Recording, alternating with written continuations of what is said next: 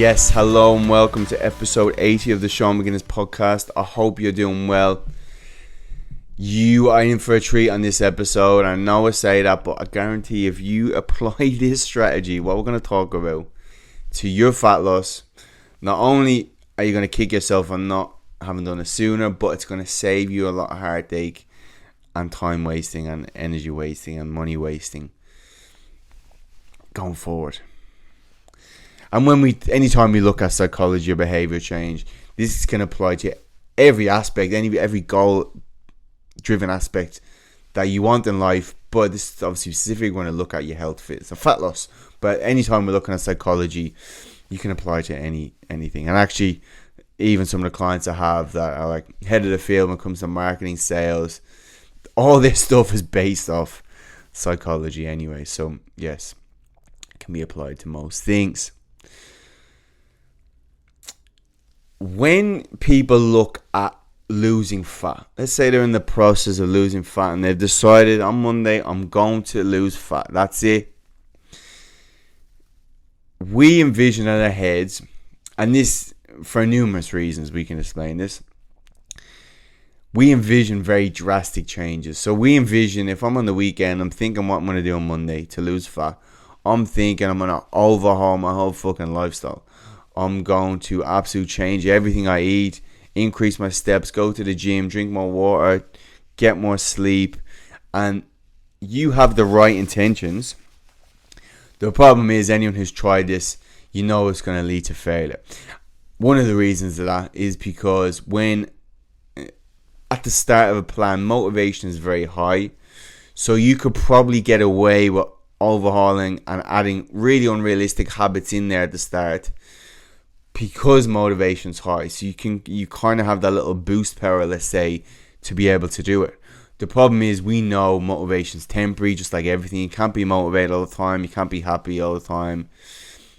Like trying to be motivated all the time, and people listen to motivational speakers, and that has its place, but trying to be motivated all the time, it's kind of like trying to be happy all the time. Like imagine trying to just listen to comedians 24/7. You're trying to be happy all the time. You're not going to be. So stop forcing yourself. Just accept that.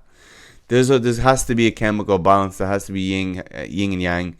There has to be a seesaw effect. You cannot feel all these really great hormones all the time. We need a balance of both. So motivation is very high. So when that drops off, you being able to sustain this drastic change is not going to happen. And then again, anyone who's done this, you've just wasted so much time and energy and money, etc. So fear no more. So we think dramatic change is the way to go. In fact, it's the opposite.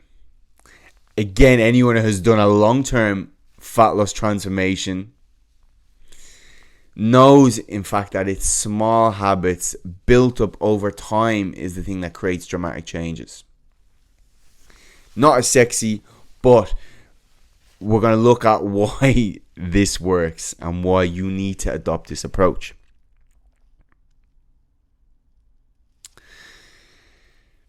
When it comes to fat loss, a calorie deficit is why we lose fat. It's not how. The how is the habits that lead to that goal.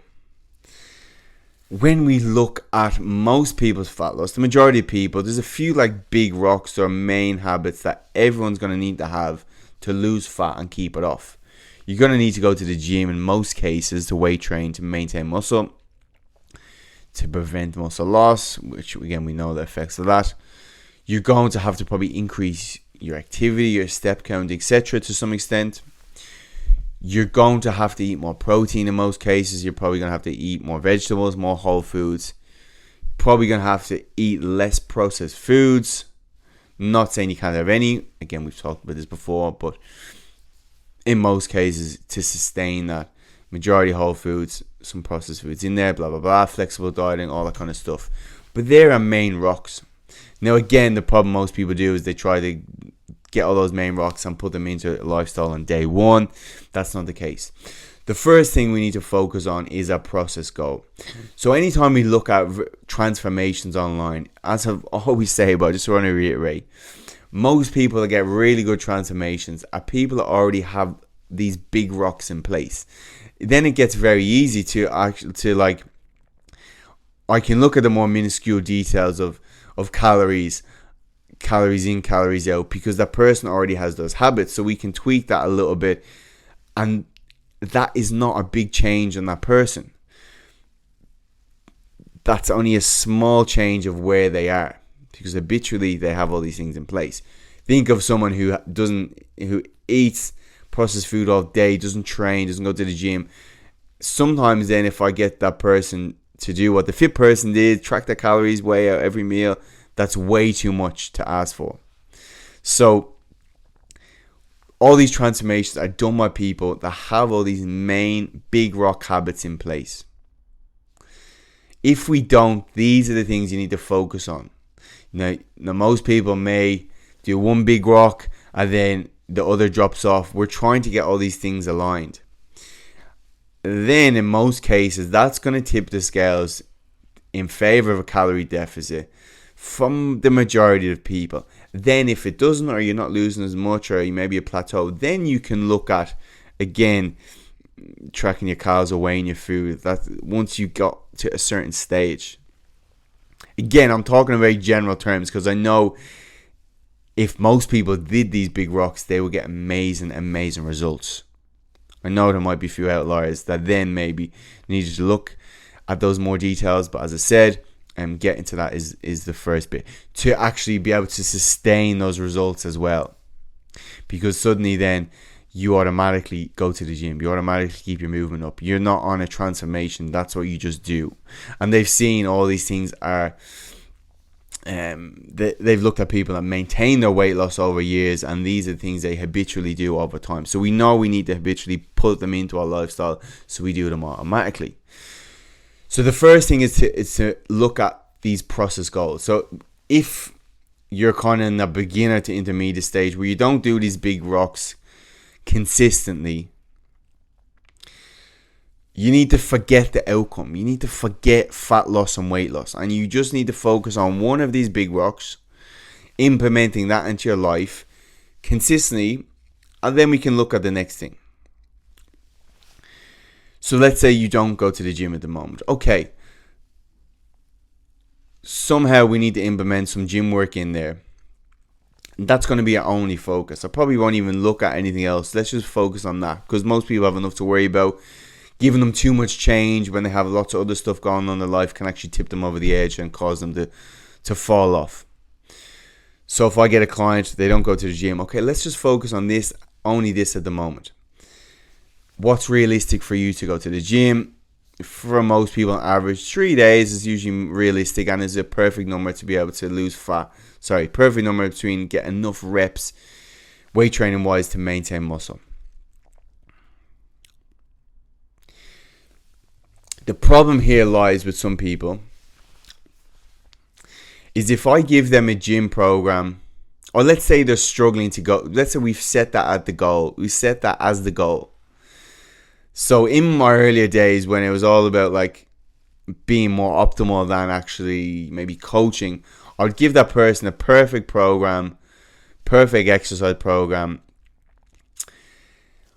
but that person doesn't know how to do the exercises as well. They may not be as confident in the weight room. And we talked before about friction. So when it comes to habit change, adding friction, reducing friction. So we want to reduce friction to do the habits we're trying to do more of. Reduce friction just means make it easier. So if I'm trying to eat more whole foods, I'm going to reduce the friction, make it easier. I'm going to have those foods in plain sight. The habits I'm trying to do less of, I need to add friction. I need to make those harder to do. So for example, if I'm trying to drink less wine, I won't have wine in the house, whatever it is. I'm going to eat less processed foods. I'm not going to have that in the house. I'm going to add friction.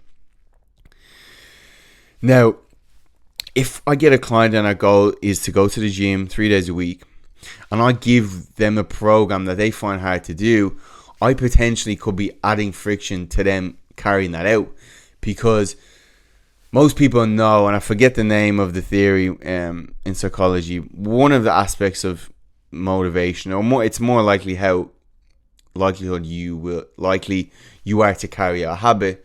And one of the aspects is competency. The other is autonomy. I think it's a self-determination theory.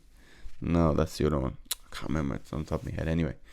One of them is competency. So the more competent you are at doing something, the more likely you are to do. And the other one I can remember is autonomy, which, interesting enough, that's why is when you decide to do something with a coach, the coach-centered coaching, client-centered coaching even, if you've gotten in on the process of decision making, you've suddenly decided to do it, you're more likely to do it. It's why good companies will get their employees involved in the decision making process, because it's not just the boss telling them what to do. Suddenly they've done it, they've came up with a decision to do it, and they're more motivated or more likely to do it. Again, all this stuff ties in with good plans. So if I'm giving someone a plan that they don't feel confident to do, suddenly I'm adding more friction. So I need to reduce friction. So I need to look at the habit I've gave them and scale that habit back. I need to regress that habit. This may be from me asking that client, look, if I give you this program, how likely you are to do it? And you could probably see, okay, if out of 10, if they're giving you anything less than a 9 or 10, that's probably a bad sign. Or it could be the other sign is they're not doing that. They're not carrying the habit out. And okay, suddenly then we need to regress that habit to something that they're going to give me a 9 or 10 out of 10, that they feel confident and realistic to do it.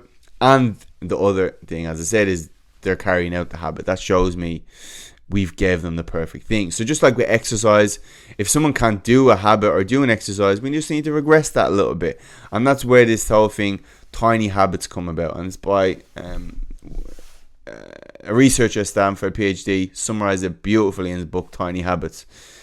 Yeah, you get what he says in the tin.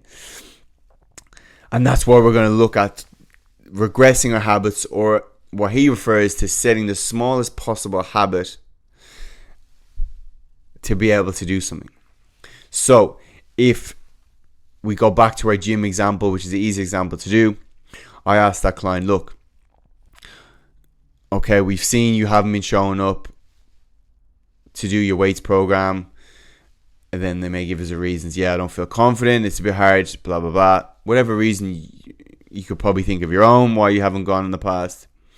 Then we may come up with a plan and say, look, what if you just came in to the gym and what's the piece of cardio equipment? Do you like the cardio equipment, the cardio area better? Yeah, I just feel like it's a bit less, there's less dickheads there basically, and I feel more confident in that area, so I'm more likely to come in and go to that area. I would be really confident on going to the area, and I'd say no problem. Let's set the goal of coming in 3 days a week, but all I want you to do, actually Mary, going on that, what piece of cardio equipment, I'm saying Mary because everyone in Ireland's name is Mary. I always use this example. What piece of cardio equipment do you feel the most confident to go on? Oh, the treadmill. Look, I like walking. The treadmill. Perfect. And I'll say, okay, Mary, what I want you to do, let's set the goal of coming in 3 days a week. I want you to go on the treadmill for 15-20 minutes. When you do that, you can watch your Netflix, you can watch your YouTube, whatever it is. You can ring your friend. And because you have an Apple Watch, or I might give them a heart rate monitor, because you do that, or you can use the heart rate monitor sensor on the treadmill. How about when you come in, I'm going to get you to do 20 minutes cardio, and I'm just going to get you to keep your heart rate above 120, in that 120 to 150 beats per minute. That's allowing us to get into that kind of fat burning zone. We're going to train our aerobic system. We're going to get fitter. We're going to burn fat. And that's all I want you to do. How likely are you to do that? Do you know what? That sounds absolutely amazing, Sean. Thank you very much. Trainers in the past have just dictated what I do. I feel like I'm very confident with this. Okay? Again, this is a regressing example. If I wanted to give a more extreme example where the book Tiny Habits goes, where he's just like, look, you could literally regress that habit, whatever habit you're trying to do, to the most simplistic possible version. It could be, if I'm trying to get someone to go to the gym, it could be literally you walk in, you do 5 push-ups, and then you walk out. What we're trying to do here, anytime we're trying to do this, is build a contextual habit that at a certain time you do this. It's not necessarily about doing a workout. We're kind of trying to look long term. So if that person Monday, Wednesday, Friday, in the extreme examples, will go into the gym, they'll get changed, do 5 push-ups, 10 push-ups, they'll get changed, have a shower and go. Could take them 5 minutes. It's not necessarily about the workout. We're looking at creating, as I said, at X time I do this. And this looks at, then you can look at habit stacking. So after I finish work, which is an easy example, I go to the gym on Monday, Wednesday, Friday at 6 p.m. when I'm finished. When they finish work on Monday, Wednesday, Friday, that's the trigger for them to go to the gym. So you're setting the context to be able to do it. That's the hardest bit when it comes to habit change. That's what you're trying to get at. That's the hardest bit, is putting that into your lifestyle, putting that in. And if we can start with the most simplistic possible version, suddenly then you have a basis to build that on. So if you wanted to increase your workout, you could do that easy. So let's go on the example of Mary, where she's agreed to do 20 minutes Monday, Wednesday, Friday, 3 days a week at a heart rate. And again, this is what I do with people, where it could be sometimes they go on a treadmill, sometimes I get them to do, if they like doing a yoga class, they might tell me Pilates class. You know, I'm not the biggest fan of Les Mills classes, but look, I'm trying to think ahead, and I'm trying to get them to go to the gym first of all, and I'll just tell them, look, go to the gym. Go and do that class if you really like doing it. If you're in the gym 3 days a week, suddenly I have a basis to build on that and set you up for success. So Mary's gone to the gym 3 days a week, and we've done that for a few weeks. I said, Mary, fair play to you. And she says, Sean, this is the first time I've stuck with going to the gym for a few weeks since I can remember. Because you know what? Me and Mary and I set the goal of going 3 days a week. And guess what happens when she hits that goal? She feels fucking amazing.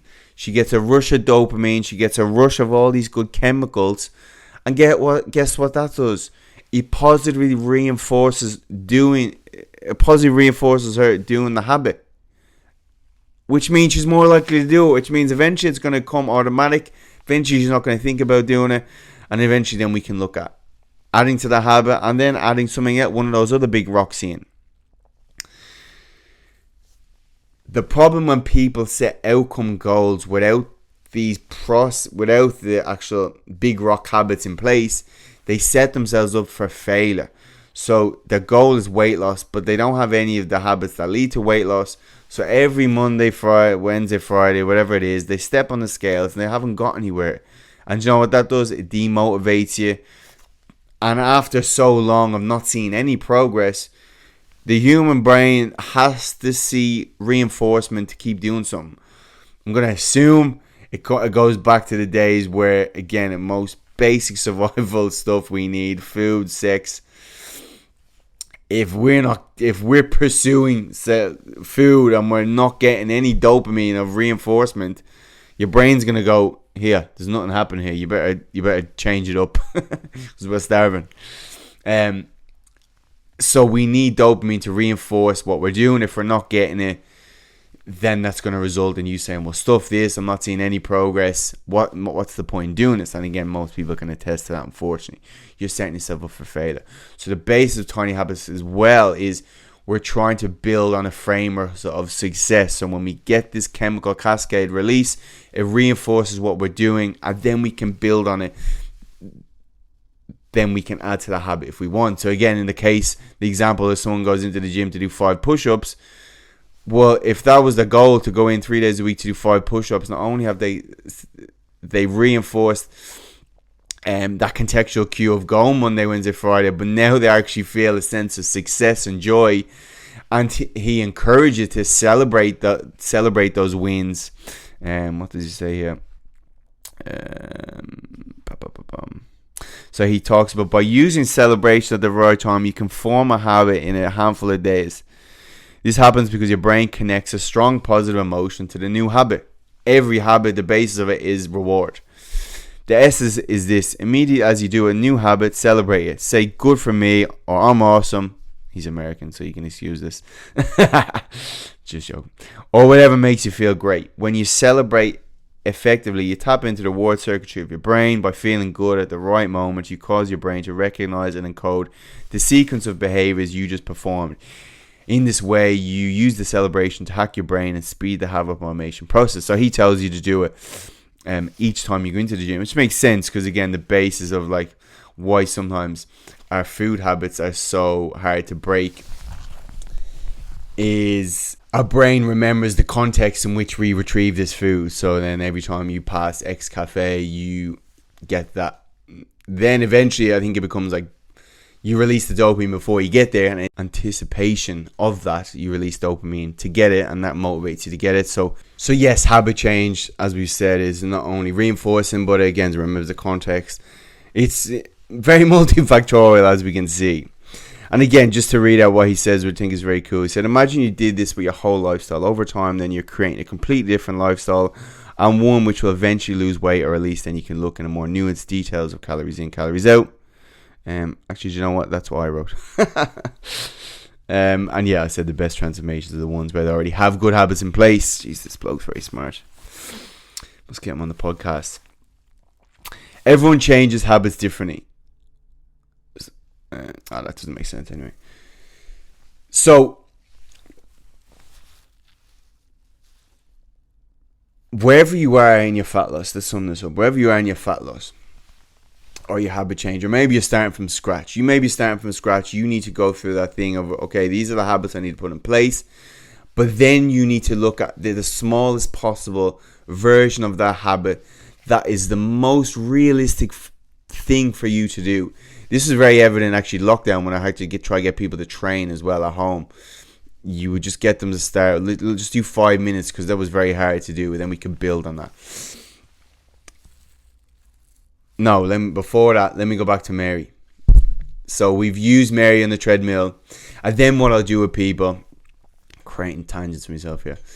Then what I'll do with people, whether she's on the treadmill 3 days a week, I can add to that treadmill. So I could get her to do 30 minutes, then 45. Suddenly she might be burning 400 or 500 calories in that session. Eventually, I could get her to then do Mary. Now, if I was to give you 2 exercises that you were to do before or after your treadmill, how would that sound? That would sound absolutely phenomenal, Sean. Do you know what? I'm looking forward to now adding in resistance training. I want to start getting into weight training. Perfect. Suddenly, I might get her, Mary, to do whatever. If she can do some lunges and she can do some rows.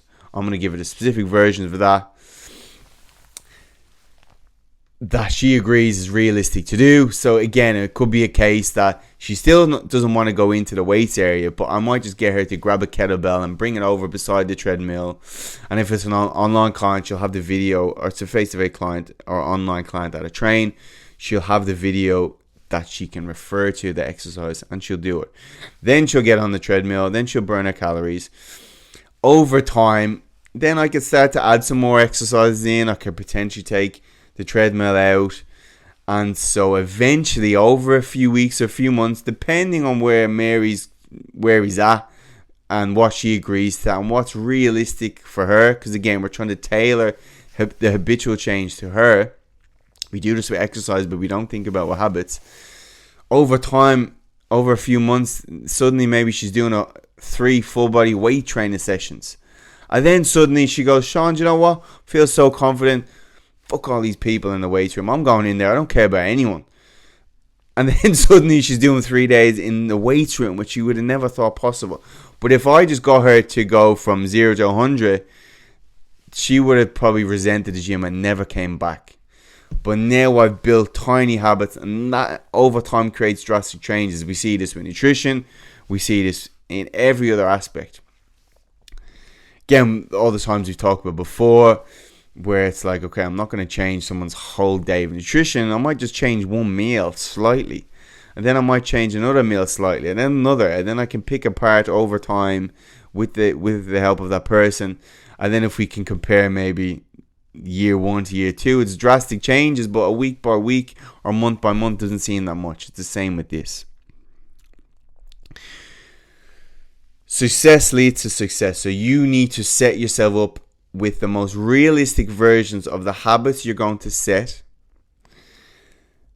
Ones which you go, these are too easy, that's fine. Just do it, and then you can build on that over time. Stop setting yourself up for failure.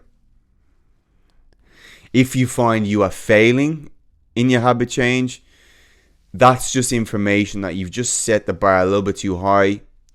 Bring it down a little bit. Make the version of the habit easier. Nail that for a few weeks, and then you can maybe progress again. The same exercise. You regress, and then when you get strong, you can progress again.